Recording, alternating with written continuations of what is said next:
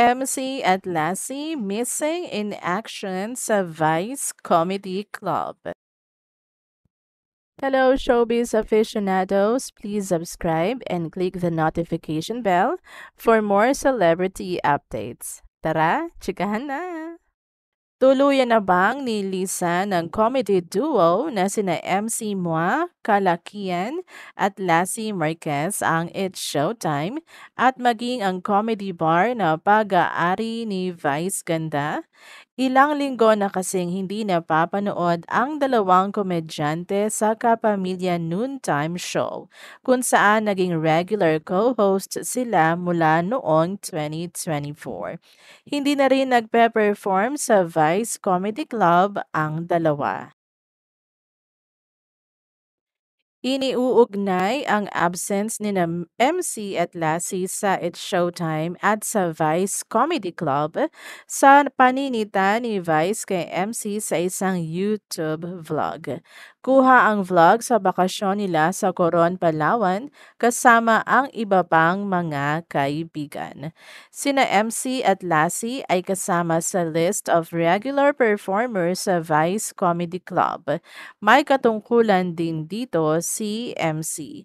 Pero napag-alaman na simula ngayong Hunyo ay missing in action o MIA na sina MC at Lassie sa comedy bar ni Vice.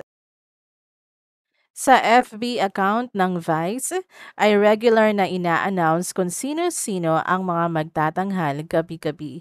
Ang huling appearance ni MC sa Vice ay noong May 23, Biyernes.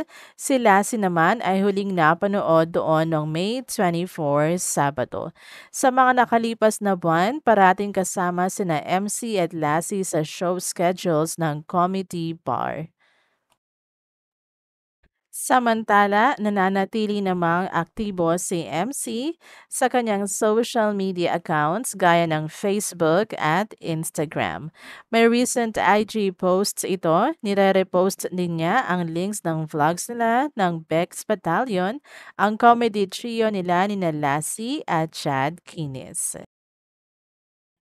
Mga ka-VLT, for more showbiz updates, please subscribe and click the notification bell to keep you posted.